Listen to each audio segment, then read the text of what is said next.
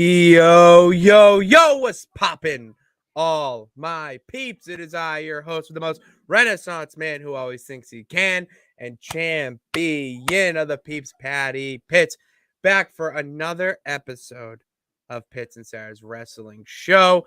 And obviously, I'm Pitts, and I can't do the show without the best of the West. You can't forget about Sara Marshall. Sara, what's poppin', girl? Hey, yo. Hello. Hello. Hello. How we doing? How we feeling? What's up, David? What's up, Pete? I just, it's just one of those days for me. So Busy I'm day for you. hanging in. You had a busy, great day. Good things I happening guess. on the horizon. That's what I see. That's what the Possibly. champ envisions for you, Sara. So be on the lookout for it. You know what else we need to be on the lookout for? It's just What? some more jam-packed action wrestling. Okay, because the next few weeks are jam-packed with a lot. And because you were busy today and didn't have, I was busy with my at the pier. Fish. We didn't have with my, swim with my fishies. We didn't have the time to, kind of be like, all right, so let's talk about XYZ. And I was like, you know what? I feel like this is a perfect opportunity to finally just talk about not only WWE, but Mhm. AEW as well. AEW, I've been watching. I am elite, okay? And I love watching it every week. Dynamite. I'll leave it on Saturdays after I get out of work. I will throw on Rampage because it's too late. I got to be in bed. Mhm. So I throw on Rampage. Like, I love it. And I made a comparison to you today that it is, to me, it feels like the impact of when we were watching it when we were younger in that Yeah. John Cena Batista era where, it wasn't WWE, wasn't that a product, but you needed it there because it kind of elevated WWE in a way. Whether we like to think it or not, Triple H definitely had his eyes on it in some way, shape, or form because of what we eventually would see in the black and gold era. And now, even now, with certain wrestlers like Kevin Owens, Johnny Gargano, Sami Zayn, I mean, Tommaso Ciampa, all those guys, Ricochet, all these guys that were big stars on the indies and maybe like the triple A's. Mhm. It's you could see that now that there was definitely some influence. So I want to talk about that. And also, Sara, they are going outside the country for one of their upcoming pay-per-views, just like their competitor, which that would make four They're going to pay-per-views. they're going to London, right? They're going to Wembley Stadium, which I don't know. I think from what I heard, Sara, doesn't only seat like 4,000, 8,000. Yeah, I don't know because it's not built like an arena or a stadium, so it's like. But I mean, it's pretty iconic. Like, I mean, Wembley. No, People, even if the you're big one, not though. like a soccer or a football fan, you are aware of Wembley. Yeah. So we'll be getting into that today because it's just like we don't talk about AEW, Sara. I'm trying to get you to still get into it even a little bit. I know the time difference is tough, so I get that, but it is becoming something that we need to at least bring up once in a blue moon on the show because our faithful followers who are in the comment section right now, our peeps in the comment section right now, I know they watch AEW. You have asked me questions about it, and I've answered them pretty well. Okay, I'm not gonna lie, pretty well. So you know what? I'm going to start out with some comments because that's how I'm feeling today. The champ's in the driver's seat. What's up, guys? Micah. I said hi to David. He's listening to the show at work. Let's go. Let's ride. We love to see that. Micah, the belt, fun fact, got this at Target, like $15. But it is not, it's because the Gillette Gazette, okay? The Gillette Gazette, my other podcast, Patriots podcast, that I'm recording immediately following this. I am the champ of not only all peeps, but Patriot peeps as well. And I will be addressing them right after this. So that's why I got the belt here. I had another one. I like the World Heavyweight one, but I just don't feel like bringing out a WWE one until it's either given to me by a certain trophy company or someone gifts it for me. Because if it's not like the real one or at least like made with arts and crafts, then I just don't want to wear it. Don't you love it, Sarah? You're so funny. I'm pretty funny. But oh yeah, dude, Like, they're like 300 they're bucks. like 400. I think I'm not against it. Like, I've wanted one for so long. So long. But I always would get like I would get one of the original ones that is like never going to go out of style. You know what I mean? Like the new world heavyweight one is great. I really like it, but who knows how long it's really going to be around because we've seen this. Like the universal title might be on its way out. So that really sucks for the people As who it should. bought the universal one. I mean, especially the red one because now it doesn't even exist. So it's like don't waste your Collectible. money on ones that aren't like the WWE Championship one. If that's the one you want, that one's fine. The Intercontinental title is probably not going to change. Even the original ones, like those ones are always cool. I think they're worth the money. If you really want it. There are a lot of pay-per-views, Micah, coming up. Forbidden Door, Night of Champions, Money in the Bank, and then SummerSlam kicks things back off in the States, and then All Out, obviously. Lots of wrestling to look forward to. And yes, David, I'm going to be talking about the greatest wrestler who is walking planet Earth right now. I'm almost questioning why I'm here today. Well, because you got to defend the honor of WWE, Sarah. Okay? Well, I guess.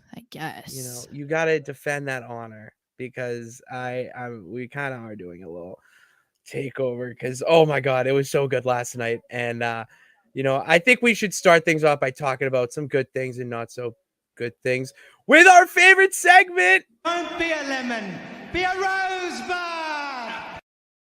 Yeah, baby. Oh yeah, baby. Lemon. Be a rosebud. I miss him, but I do miss him. He was so low-key. We want to say we miss Adam Rose, but healthy Adam Rose, because apparently he was like starving himself and like not eating and whatever. So at that point, and now he's just like a completely different human being. So I don't know if you've seen pictures of him, but he's like beefed up. Like it's weird. I did see a picture. I wouldn't say it's like a Jack picture yet, but definitely from. Yeah. I'm like, it looks like Adam Rose ate Adam Rose. You know what I mean? Like that's what he looks like now. That's tough. I mean, that's actually a good thing though. So I guess, yeah. It depends on subjective. But yeah, Sarah, I've been talking a lot so far. Champ's been royal rambling on. So what was your rosebud of the week so far? I would say the fact that my two favorite groups were a big part of Monday Night Raw in Judgment Day and Imperium. They dominated Raw, basically. They were here on all 3 hours and they were a big part of the show. I'm obsessed with Imperium. Like every thing about them, I'm just obsessed. Gunther, I'm obsessed. So that was just really cool, especially because it was Gunther's debut since being moved to Raw. So it was just cool to see them used so much and in so many different aspects of the show, because then there was the whole agreement with Paul Heyman. It was just like, it was kind of random, but I did enjoy it. And I have one other one. The fact that Pretty Deadly is going to be on SmackDown is just, I'm so excited. I'm sorry, Snackdown, as they say, Snackdown. So damn it, I'm very that's excited. Good. That's very good. I am so excited. I cannot wait. It gives you a reason to watch SmackDown now. I know, but I'm gonna have to try to avoid seeing anything. But I guess that the Celtics game is going to be on at the same time, so I can kind of try to not see what happens. I mean, I know they're probably going to lose. I mean, Pretty Deadly are probably going to lose, but well, it's against the Brawling Brutes. Who knows? I'm just saying, like, who knows? Who knows? But maybe I'll just have to focus on the Celtics, and then that way I'll avoid the usual SmackDown spoilers that I see. Yeah, but I'm excited. Okay, I'm very excited. You made that abundant. I definitely can sense your excitement. And LA Knight. Oh my God, LA Knight is on SmackDown too. Yeah. So I'm very excited about that because we were just talking in that video that I clipped from the episode from Tuesday, how he's, I'm not too excited about him being paired with Rick Boogs, but I just care about him being on TV. So Yeah! They'll make it work. They're gonna make Yeah. it work. I don't know. Well, I I hope Rick so. Boogs has that riz, as the kids are saying. Oh my god.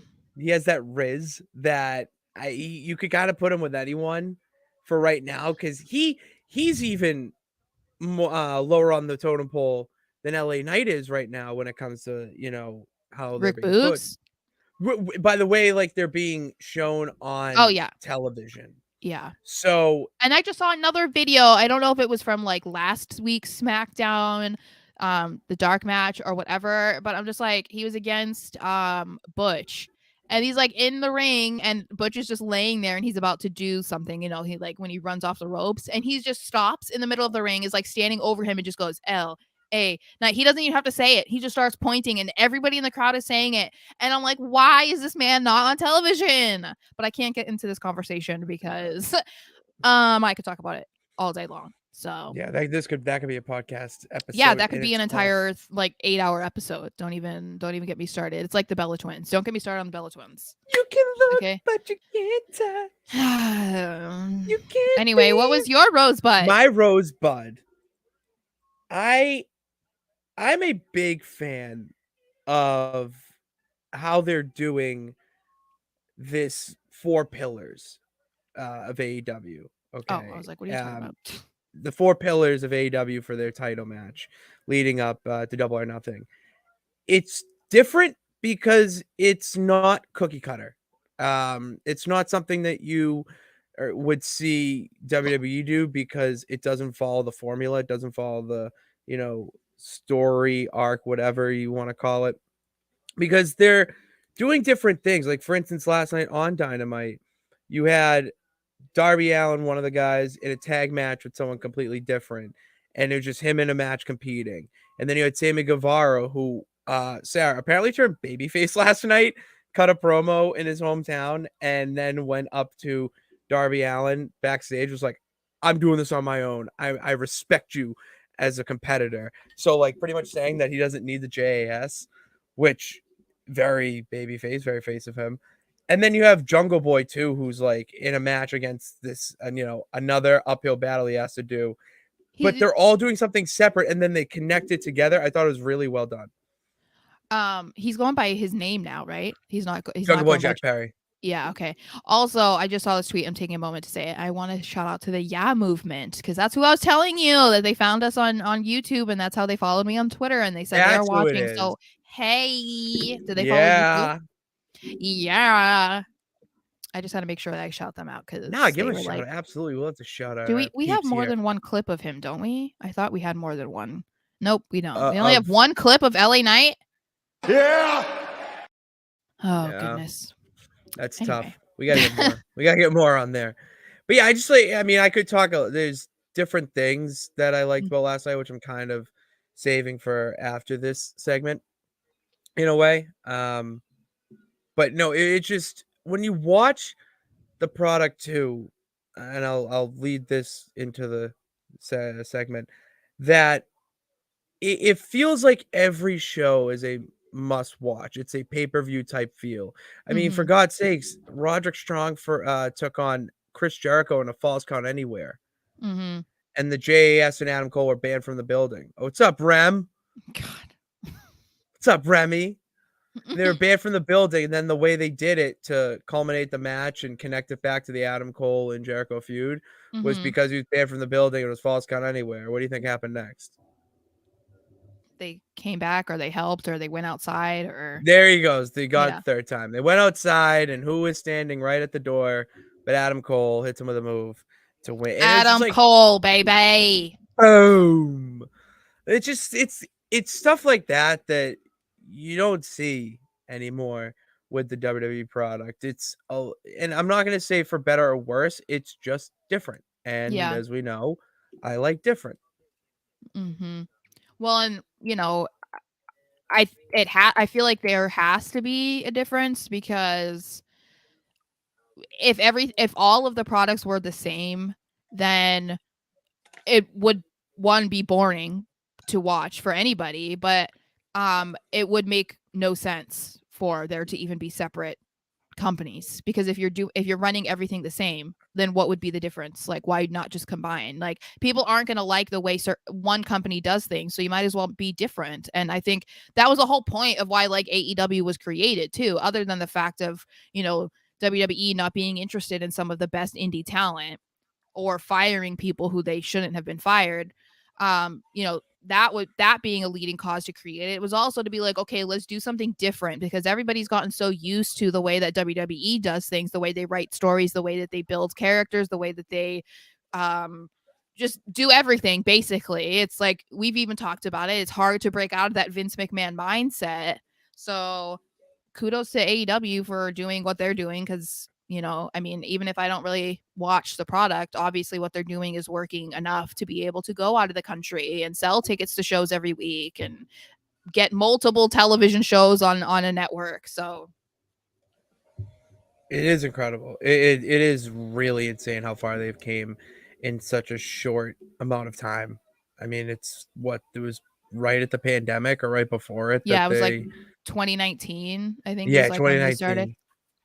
2019. Yeah. And I mean, they went through a whole pandemic when they could have shut down and flopped, but look at what they've evolved to. And last night was definitely a testament to it. So it is great to see that unfold. What was a lemon? Sarah, what was a lemon? I would say the return of Ronda Rousey and Shayna Baszler. Oh, Just that did because, suck. yeah, I mean, you knew that it was going to be coming, because you would assume that the reason that they won the tag team tournament thing at WrestleMania was because they had plans for them to be a tag team. They had plans for them to be the champions, whatever. But, it's been nearly 2 months. And so, not that you forgot, but it kind of went to the back of your mind, because you were like, okay, no, you were really interested in what Raquel Rodriguez is doing with Liv Morgan and Chelsea and Sonya. Like, everything's going great. And then this happens, and I'm just like, okay, like, I'm just not interested. I'm not going to get into it. I still have to clip that video, because I think we talked about it for like nearly 15 minutes. So I haven't I haven't gone We had a through lot to and say. We had a lot to say yeah, about it. not as bad as I think it was Judgment Day and Imperium. I haven't gone through that yet either. It's like 18 minutes. I'm like, Yeah, that's gonna I'm be. gonna have to clip this. So the Ronda and Shayna thing is just, I'm not into it. Not either. I really am not. I don't care about Ronda Rousey in WWE right now. There's a lot more talented and deserving women who deserve the tag titles, including the current title holders. Mm-hmm. Give them a little bit of a lengthy run, because you did throw them together as bedfellows, and look at what they became. Tall and small. Their personalities kind of bounce off each other really well, and you do have what Raquel has in strength. Liv is kind of leaning into the extreme version of that. I mean, I've never seen someone laugh after being superplexed on the Oh, chair. I know. So And like, her laugh is so funny oh, too. She laughs like so loud. It's always like ah, ha, ha, ha, ha, ha. And I'm like, oh my god, this is amazing. Like, it's very people Joker. with unique laughs, I think they can make you laugh just because of their laugh, and she's one of them that you just, I don't know, she just makes you smile. Oh, every time I see Liv Morgan, I do smile. Yeah. How can you Yeah. not? I want to pick another lemon. Okay. Because I'm not gonna lie, that was probably the only time all week watching the product that I just went nope, and I averted my eyes to a different screen down here. I there was no, I didn't care how that segment ended. As soon as heard Rhonda on the Yeah. mic, I really tuned out. I will say, my lemon, I'll just throw it out there for AEW and for difference here. I would like to see Jade Cargill face a legit competitor. That's really it. That's fair. That's kind of how Really I it. feel with like Rhea. Yeah, but a little, Same thing. yeah, I get there. It's nice. Ty Valkyrie was a good, first legit threat that I thought, maybe they will drop it and they'll start a little bit of a lengthy feud. But nope, beat her and on to the next. And, I hope we get, other women involved. Yeah. So that's the only thing that yeah, that annoys me. But enough about the annoying parts of wrestling. It's time to go into our main event of the show, where Sarah and we're just gonna have a nice open discussion about both products right now, because there is a lot to talk about. And we do go live 2 to 3 times a week, depending on if I am Mr. Popular on Saturdays or Mr. Stay in the Pits Cave and have fun by myself, um which that's kind of where it's leaning towards this week. So fingers crossed, peeps, for everyone listening, because I really don't want to go out. I'm tired. Okay, I'm tired and want to talk wrestling. I'm tired So and I don't leave the house, so yeah, it's a I just grind. don't sleep well. So Yeah, sleep is tough. Not everyone can do it well. They really can't. I've never been able to do it well. Preach. Me too. Oh, that's why we get along so well. But yeah, there's a lot to talk about, and I really do love AEW. I'm not going to say I love it more than WWE, because you never forget your first and the reason I got into wrestling, and it is the top tier, I would say. Mm-hmm. But you need AEW. You need Impact. You need the indie scene, because that's what makes the product better. Competition all around. And right now, especially after the announcement made by Papa Khan, or Papa Tony, last night, before the show even, they announced that they will introduce their third programming of AEW Collision. That's the third show during the week. Saturdays at 8 o'clock. 8 p.m. 8 p.m. Interesting. Okay. Here's the thing, Sarah. I want you to go. Have you seen the logo? Yes, I actually Okay. have. It's based WCW. There it is. Yeah. It is a carbon copy of Nitro. Yeah, I saw that yesterday. That's where I was like, okay, maybe he knows that we're not going to have a Fallout War like the 90s, Yeah. because you just can't again. Yeah. But that was a statement. That was a statement to make it those colors, how they did it. I was so confused at first, because when I first saw it, I was like, wait, they don't have the rights to WCW? Like, what's going on here? Like, I was confused because I didn't know what was going on. I didn't realize that it was for a new show. I thought it was like, I don't know what it was, but I was very confused. So just because, Tony keeps buying stuff. He bought Ring of Honor and he bought this. Oh my God. And he bought whatever the old tapes of this. So I was like, did he try? I'm like, I'm so confused. This is not, he does not own WCW. I know that. No, because Vinnie Mac and now Endeavor own WCW. Well, that was brilliant. Know. That was brilliant of them. They had to. You couldn't just let that be taken by anybody else. No. So to me, when I saw that and what they're planning with it, apparently it's supposed to be like a third type of show for, I heard CM Punk was supposed to be like the main person in that. And I'm just I'm still a little confused about how that whole thing is going to go down. Like, if he were to return, I'm so confused on like how that could possibly work. Honestly, like. I don't know either. I mean, I know I don't know CM Punk personally, but it's not like his attitude issues are not well known at this point, and like the drama that he's had backstage and whatever. It's not like that's something that people are just now hearing about. This has been a career-long thing. So it's not, oh, okay, well, this was just a one incident thing. He should be able to come back, because that's ridiculous to let write him off or fire him. No, like, I mean, and this whole thing became physical. And not only that, then there was like the complete meltdown that he had in the press conference with Tony sitting next to him. And that was like very public. So I'm just like, I'm kind of confused how like all of these very strong personalities and narcissistic personalities, and I don't mean that in a bad way, but you have to be slightly narcissistic to like want to be shown on TV every single week. They say that about like actors and stuff like that. Mm-hmm. How they're all going to like be able to move past this. Mm-hmm. I don't know. I don't know if that's gonna happen, but I say throw them in a feud, Get all the fight juices out, and I then don't know water. if you can do that right away though, because like I don't know that you could guarantee that they wouldn't actually try to hurt each other. You know what I mean? Like I think that they would need more time to calm down before just being like, okay, Punk's coming back, so his first feud is with the Elite, and it'll be like, oh, like I would be like So uncomfortable to watch that because I feel like you wouldn't really know what's real and what's not here because these people really don't like each other. I mean, it was kind of like back in the day when Sasha and Alexa Bliss would be in matches, and it was like, oh, because they really don't like each other. So oh, it I was didn't like, know that.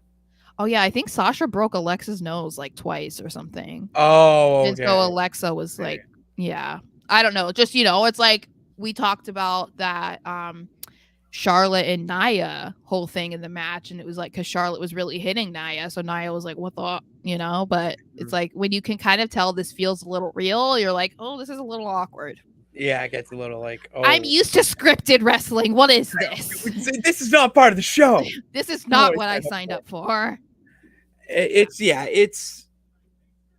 interesting how they're going to bring him back. I have not really thought about that yet because I'm trying to just keep him out of my mind. But the Collision announcement, on top of that, people are saying that he will be a headliner or a mainstay on Well, it. it's in Chicago, right? Isn't the first one in Chicago or something? Everyone's saying it's in Chicago. I said that they should do it in the Mall of America. Well, I mean, it's like when you think of Chicago when you're a wrestling fan, It's CM Punk. it's like, when Raw was there and people were like, oh my God, CM Punk is backstage. Why is he there? And it's like you see they're in Chicago and you're like, oh, Do you get my Mall of America reference though? No. The first ever Nitro was in Mall of America. Oh, okay. So we do have a couple comments about this. So John says Collision will turn into a DVR show, especially during college football season. Hopefully it gives more talent some exposure though. I think that's the main idea and goal of it. So yeah, but it's unfortunate if you can already kind of like foresee the future being like, oh, it's going to be tough to compete with college football, which is true. And I think that's a big reason why the WWE pay-per-view era of being on Sundays was moved to Saturdays because it's easier to compete with college football than it is with all day NFL. Like people aren't tuning out of the NFL. No one beats the NFL during the NFL season. Like no, you don't. You can't. You're the champ. I'm going to be watching the New England. Yeah. It's just... Micah says I think Punk will come back as a heel. I think he will be better on his next run and not want to go out of the way to be with what happened at the Scrum. I don't know. This is CM Punk we're talking about. He definitely wants to come back to wrestling. I feel like whether it's an AEW, WWE, or Impact, I'm just throwing out nonsense. Oh, I was like, he ain't going to WWE. No, I'm just throwing out the three mainstays. Well, if he wants to go back to whoever, because I know for a fact, does not want his last time in wrestling to be what it was at All Out. I don't even know. I don't know. There's All Out. There's All In. I have no idea. All In was like the pilot episode. Oh, okay. Well, yeah. So I was just immediately when I think about Punk going back to WWE, I'm like, I don't know about that's going to happen. But then I thought about because he sued the doctor and whatever.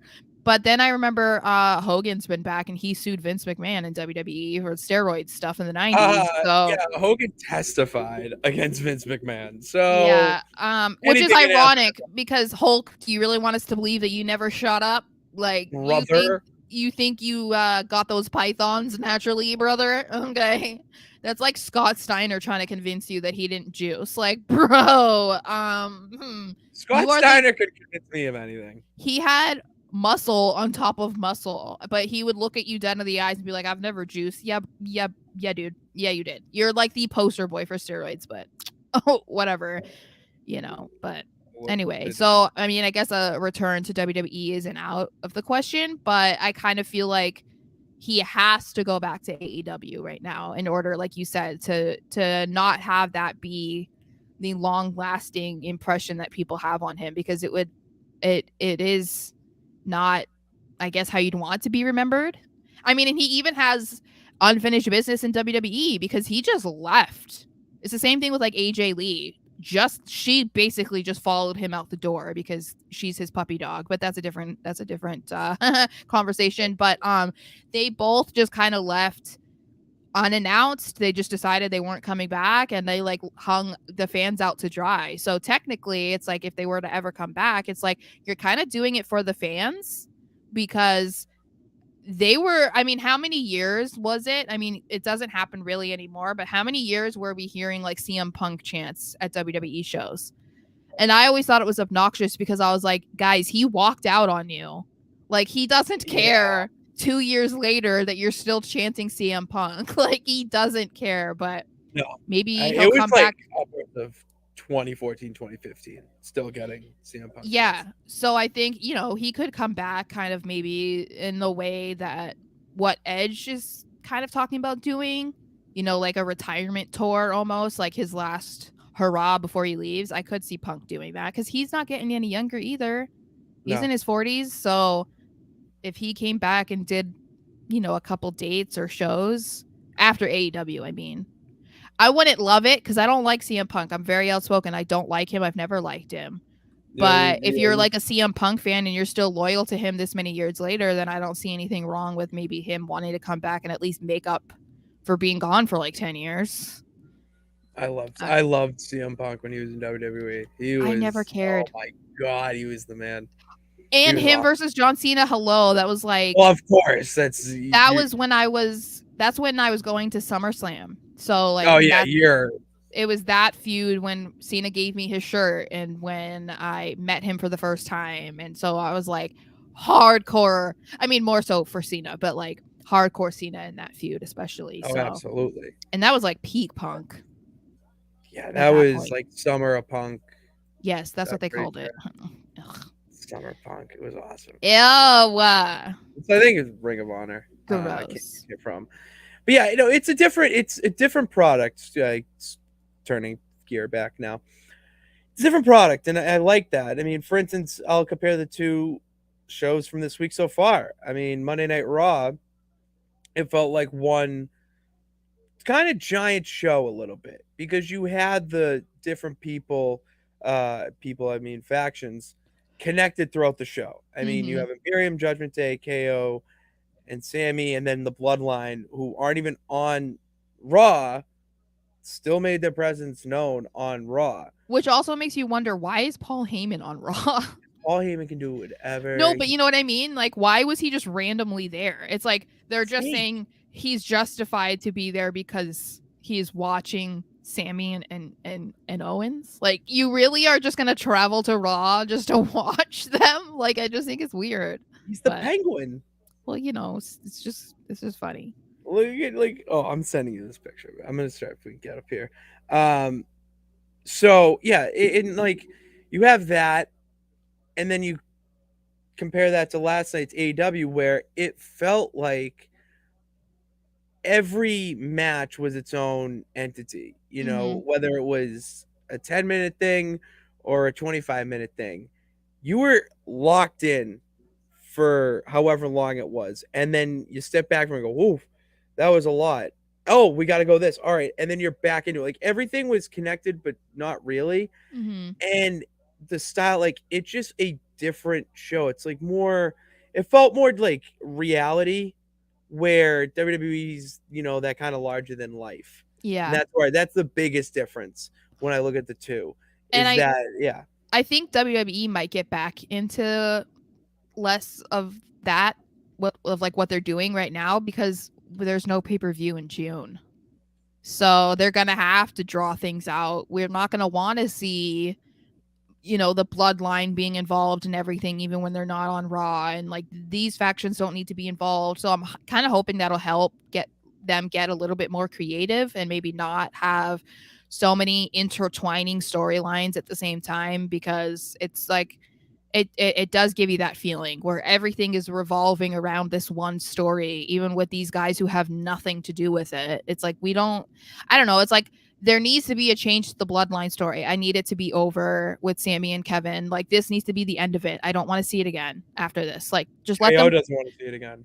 Yeah, well, and I guarantee you in real life he probably feels that He way. probably is over it, It's yeah. not just on screen, you know? It's just like we need to move past this already, and that's the thing is like you said, that's been the basis of all of the intertwining. It's the bloodline. Even when the bloodline's not on TV, we're talking about the bloodline. So, yeah, I think maybe having nothing go on in June will be beneficial for It'll the make the programming. shows feel bigger because Yeah, you have they set ha- rosters, and they you have know, to draw things out now because you there's a have to. whole month until they have anything else. So, And you don't have superstars jumping to show now.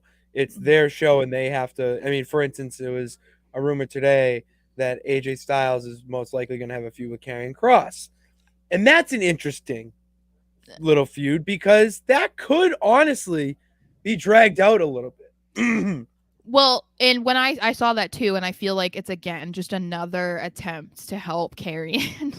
That's just what it Yeah. feels like because they were immediately attaching him to Shinsuke, and then literally 2 days later, they were like, "He's going to Raw and Carrion's staying on SmackDown." It was like, then what was the point of even beginning this? But I feel, yeah, this just feels like another attempt to try and like see what they can do with Carrion because AJ is like way up on the totem pole on the SmackDown roster and Carrion's not quite there, obviously.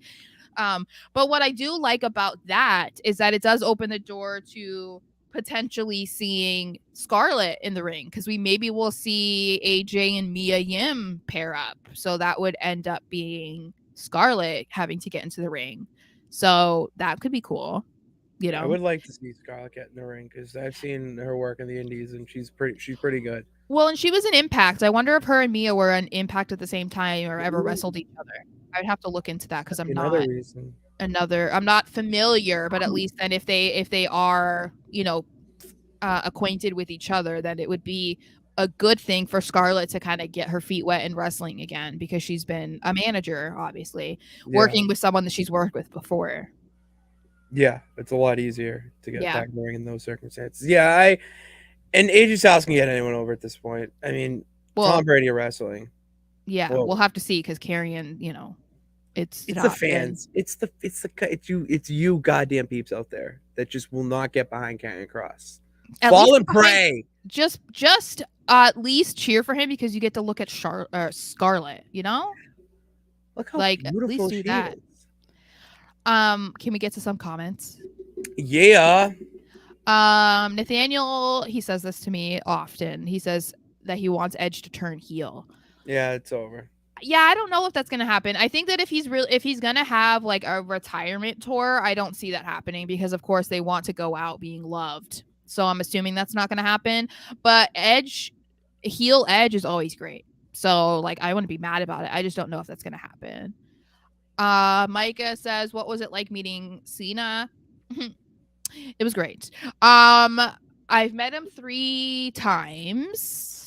And I mean, I'm nervous every single time and I don't really know what to say to him and I make a fool of myself. So, basically, yeah, it's fine. He was always very nice to me, gave me a hug because I asked for a hug. Gave me extra autographs because one time I brought a magazine from 2004, WWE magazine or SmackDown magazine. SmackDown, not even WWE. It was a SmackDown magazine. Yeah, it was with That's him and Method Man were on the cover, and there was like a poster of them in the inside, and I had it since 2004, so it was like kind of beat up a little bit just because I had it for so long. Because I think that was 2012 maybe when I got that signed, and he was so like caught off guard that he gave me another like one of the autographs or one of the 8x10s that they have there in case someone doesn't have anything, like didn't bring something to get signed, so they give it to you.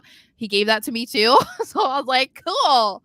I mean, that you brought out an antique. That's incredible. Well, yeah, and then I also had him sign, I don't even remember which was when was which thing, but I had him sign a promo photo of him from when he was Thugonomic Cena, so that's from like 2003 2004. He signed that, and then I had him sign his very first t-shirt, which was the white t-shirt with the blue trim that has the word life. Oh yeah, I knuckles. love that one. Yeah, he signed that for me. That's what I was wearing when he threw me his red seen, Oh, his red hustle loyalty respect shirt. So, yeah, he's always been great. Talked to me from the ring a couple times, so I fangirled a little bit.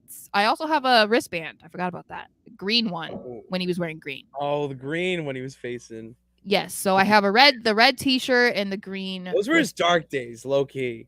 That was when he was like sad Cena.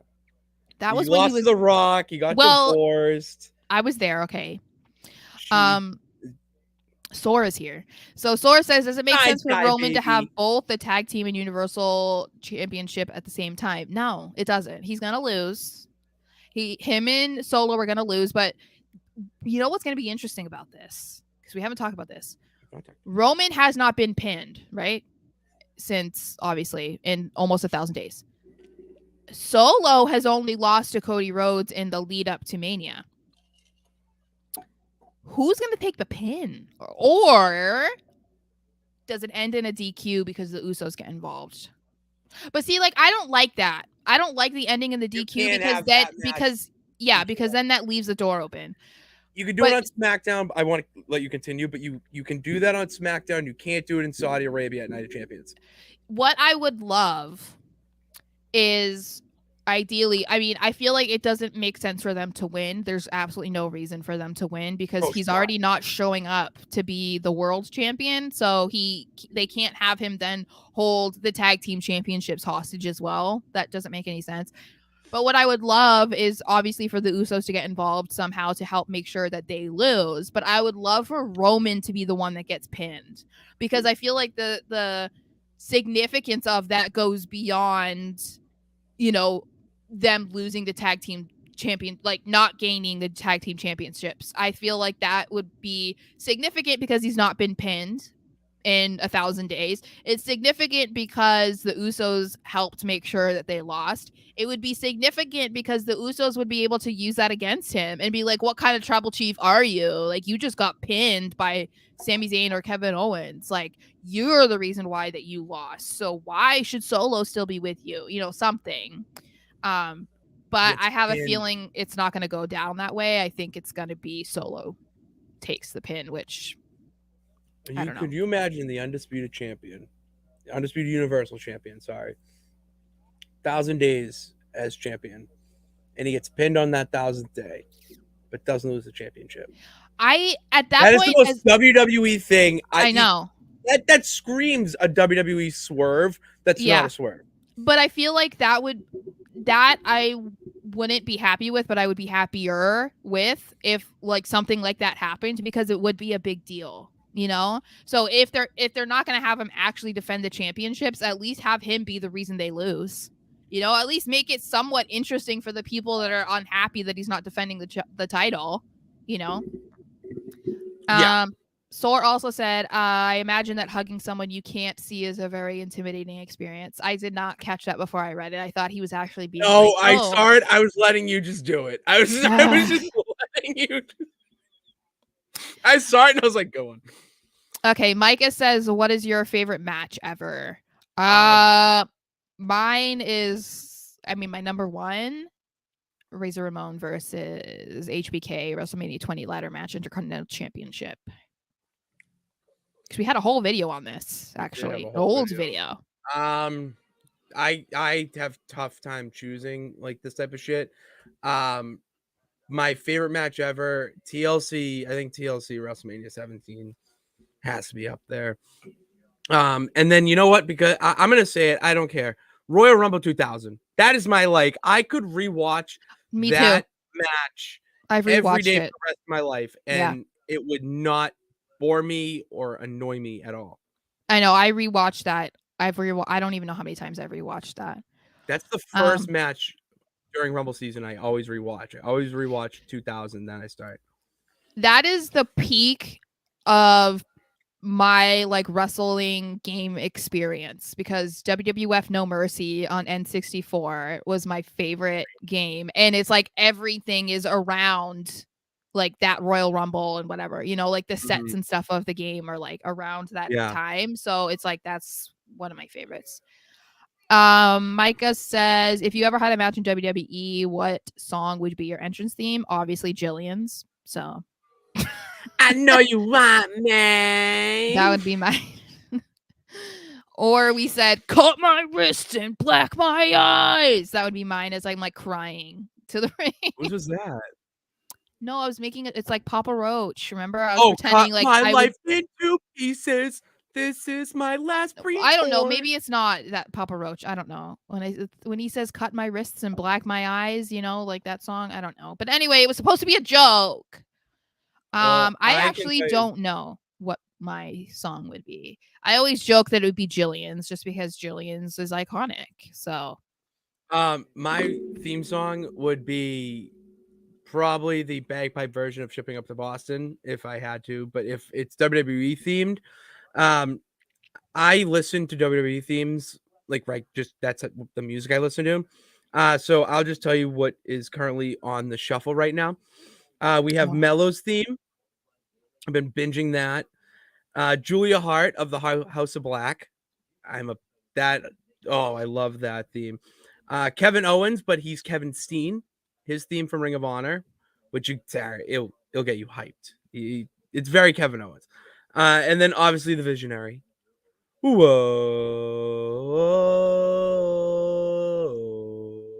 Just having that play in your ears as you do anything, you feel so you're like, I can do this. I got this. Whatever What's the you other say. one? CM Punk's from Ring of Honor, Misery Cantere, I think it is. And then it's not a WWE theme, but it damn should be. Chumbea. Holla! Oh my god! Stop. Chumbea. Holla! I've been listening to that every day. So that's what's in the rotation. I've been getting it. So my shuffle. So when I do on Apple Music, if you listen to a song in a playlist or whatever, and then afterwards it just will play like similar songs to what you're listening to or genre. Mm-hmm. And all the songs, I have a little theory about this, so I'm gonna float it out to the peeps and see if you can catch on to it. Mm-hmm. All the songs that come up on my listen to are superstars that are gonna fight or make an appearance on that week's show. So, for instance, I haven't heard Roman Reigns' theme come on shuffle maybe in like 2 weeks. Came on today. Okay. He's appearing on Raw on Monday. He's Oh. appearing on SmackDown on Friday. Sorry, And then one more just for Mello. I mean, he's the NXT champion, so yeah. But yeah, just stuff like that. So test that out with your own little theory. See what happens there. The ones on my playlist. My cat. I'm so glad that when I had my video interview earlier, she didn't do this. Oh, it was very nice of her. Very polite. I know. See, like mine are all old. Like I don't really listen to WWE music all the time. I have to like be in the mood, but mine is all old stuff. Like I Walk Alone for Batista, Voices for Randy Orton, Phenomenal. Just Close Your Eyes for Christian. Edge, but I like Edge for the Metalingus, which is his first one now, but also I love his older one, the Rob Zombie one, Never Gonna Stop Me. I love that one. One of a Kind, RVD, that Cult of Personality has been coming on a lot. I love that one. I was jamming out today in traffic to One of a Kind. Also, you know what's a banger? No Chance in Hell. I love Vince McMahon. That is, I feel like when you think about like the most iconic wrestling themes in history, I feel like Vince McMahon is number one. Like there are some really good ones, but that one, you don't even need to hear any, words. Just the like the beginning of it, and then it was just like the words just like fit Vince, the vibe of the song. Just it's like this was created for him for the rest of his life. Do you know there's a podcast of Jim Johnston talking about all the themes? Oh, can you hear me? Yes. I know it. I want to know though why he was ever let go or why he ever left, because that man is a genius. Sarah. That man is a genius, a musical genius. He has a podcast where he talks about the creation of theme songs and music in the industry. It's unbelievable. That's pretty cool. When I was listening to my good friend John Alba over on the Extreme Life, Matt Hardy, They do like ads on ad free shows. Ironic for the different podcasts on the network, and that's one of them. And they play like a little clip or snippet of it, and it was Randy Orton's that they were teasing Mm, and like how it was made, and he was saying how he wanted to have like a darker undertone, like he really wanted him to be like real creepy, then the mm. entrance to be like really like kind of dark with that. Oh, this man is a ticking time bomb. So it was just like really cool to hear that little snippet. I still gotta listen to that one. There's the Eric Bischoff one that I did listen to a He little bit, which I recommend that to you. I know I recommend a lot, but you would really like Eric Bischoff's. Bischoff's entrance theme too. I'm back and better than ever. It's like, yeah, no, it was like because also his smile is just like so punchable at that time too. When he also had the hair, like the flippy hair, and he would just be like, and you're like, ew, get out of here. You're so annoying. He was incredible. Oh my god, the entire him as Raw GM, he might be up there as like one of the greatest Raw GMs of all time, Hmm. easily. All right, steering back because I do want to kind of wrap up the AEW talk a little bit with two things. Um, Orange Cassidy is the greatest. No, Orange Cassidy is the best defending champion on any promotion right now, and how he's doing it. Orange Cassidy's character. I became such an Orange Cassidy fan over the past year because he just is cool. He's the definition of cool, and he was someone that just was a workhorse, put in a lot of good matches. Finally, they introduced this international title. Who better to give it to than him? And he is a defending champion. He has over 22 straight title defenses. Hmm. And the thing is that because of babyface, like he's hurt and he's really playing up this fact on screen that he is just beaten down, probably really is, but really exaggerating that for the camera, living the gimmick, as they Yeah. say. Yeah. And he's defending the title at Wembley in a 20-man, or no, not at Wembley. It's going to be at Double or Nothing. In a blackjack battle royal, 20 men. So like when you think of the types of champions right now that we're watching, you have him who's like, yeah, he literally challenged guys to be in a backstage interview. He's like, you want to fight? They're like, yeah, let's go. He's like, all right, it's for the title. See you tonight. And he beats them. Where you have our tribal chief who's like, oh, you have to be worthy Hmm. enough. And then MJF kind of with that same belt. But like, I would compare Gunther and Orange Cassidy as like these dominant champions, and it's nice to see not only one but both of these brands really highlighting their mid card titles and making Yeah. them mean something. And I Hmm. really like that element of AEW because it also elevates the talent where it's like, oh shit, he competed for this title and it was against George Cassidy, what hell of a match they had, and then that puts him that next stage. It's really done well. And then I do Kenny Omega. All right, so Sarah, they're gonna have Anarchy in the Arena, which is basically just one. It's an all-out brawl, false Okay. count anywhere, Extreme Rules, all that. And the Elite and Kenny Omega have been feuding with the Blackpool Combat Club, Dean Ambrose, as you know him, Wheeler Yuta, Claudio, and Brian Danielson. Claudio Castagnoli. He is My favorite. so amazing. He's so He's so dreamy. amazing. He's so dreamy. He's so strong. He's so hot. You, That's the yeah, thing. yeah, he's attractive, sure. He's a very attractive man. And they're feuding with the Elite, and I love this because both of them are kind of in that weird limbo right now where Elite just lost the trios titles.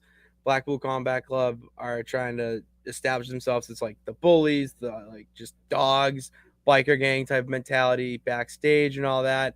And last week, Don Callis, Kenny Omega's manager for like ever, turned on him. Uh-oh. Here's the thing, Sarah. I'd love to talk to you about all that, but I fell asleep in the middle of the show I'm and I shocked. was watching it. Well, I'm shocked that you would fall asleep. you get up at 4 a.m. All right, No, it is tough. I It's don't want to. so No when take. I missed the Celtics too. That was even worse.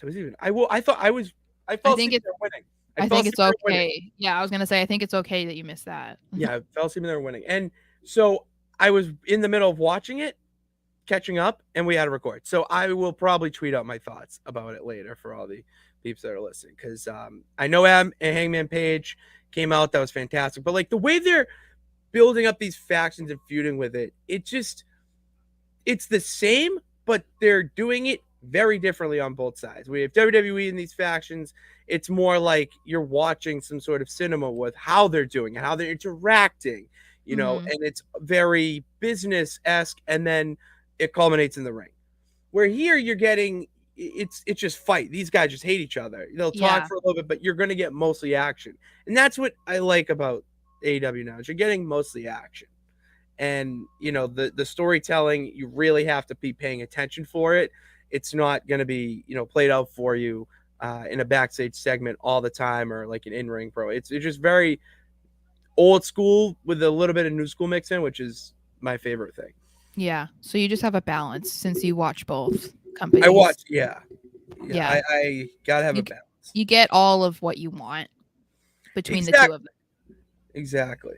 And I like that element of it, because what with AEW, there's a lot of guys there that should be that are main eventing already. Oh, do you believe that they should be main eventing? What do you think of Jungle Boy Jack Perry? Or what, you Darby Allin? Your eyes tell me that you are a Darby Allin fan. Nope, that's MJF with that the stick. the lack of blinking. The lack of blinking is like, you don't tell me who I like. I may like Sammy I'm Guevara. a cat. What is wrong with you? Oh, and I didn't even mention the Hardys had the firm deletion on Rampage. Like, that's the way it's going, where you're seeing more of that like stuff where it was long-term storytelling, like Mhm. really long-term, and it finally culminated in something big where we're still waiting for that. Yeah. So it is Oh kind of goodness. Oh, I'm sorry. yeah. All right, let's get some comments before we wrap up, because you boys got to hop into another yard. So let's do this one here. Greatest theme song ever is Edge. Number one, I mean, No, I would. not number one. His is great though. He's had some really great themes, so he's definitely in the top 10 for sure, in my opinion. His favorite match ever is Edge Cena SummerSlam 2006. I was at this SummerSlam. This is my first pay-per-view ever, and I When you watched were a fetus. I mean, 4th grade. Yeah. Usually there is a picture though. I will, if I can find, I will send it to you. I may even post it. Who knows? I have no shame. It's me and 3 of my grade school friends. Mhm. We went to SummerSlam all dressed in the John Cena, Oh my but God. not. It was right before Hustle, Loyalty, Respect. It was that dog with the army hat. Yep. It is. If someone could find me that That's link, like day one stuff. we were basically. day one. Yeah. And that SummerSlam was probably the most jam-packed I've ever seen. I watched it back before I went to the DraftKings SummerSlam party. And it was the card. Hogan was on it. So I watched Hogan's last match in WWE. Still to this day. DX. We had Edge and Cena. Sabu versus Big Show. Ray versus Chavo. Ric Flair versus Mick Foley in an I Chavo. Quit match. What? It was, yeah, like that's what I mean. You're like, that didn't happen. I'm like, absolutely did. Go back and watch. It was unbelievable.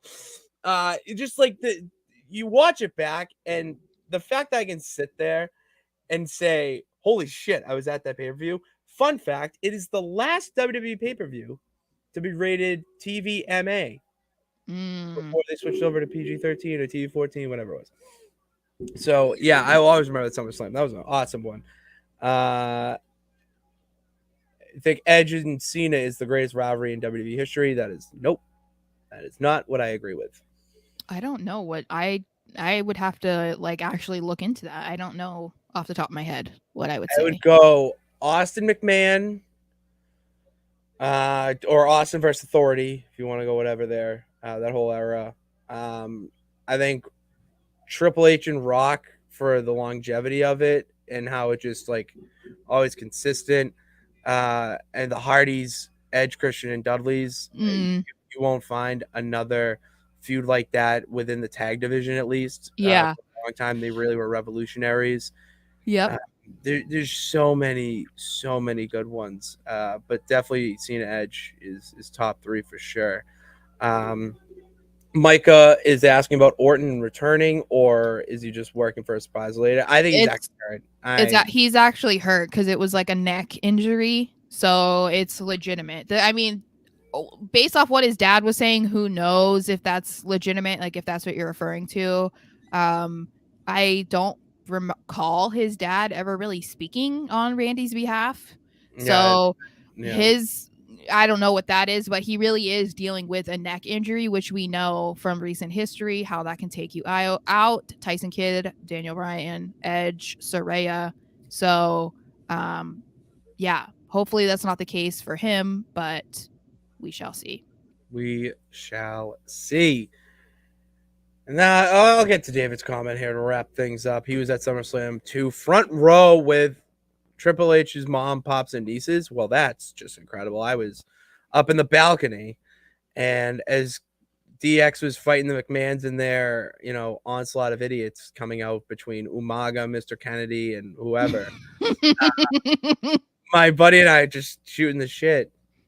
And this is when Kane just did whatever he wanted when he came out in the fucking fire. Oh my God. Spurs out of the ground.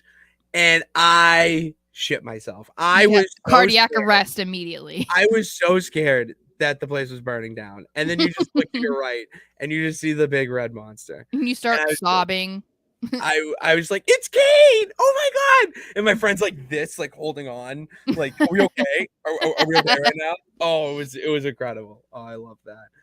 Yeah, I gotta Sora and I were gonna go to NXT Battleground, but I vetoed against it.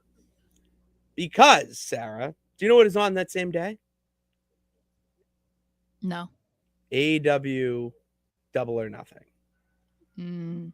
So that's how we bring this show for full circle.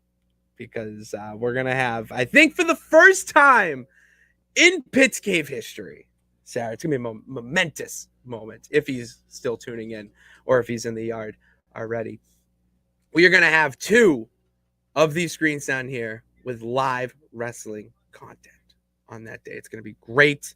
And then I can come back on this show and tell all you peeps about it.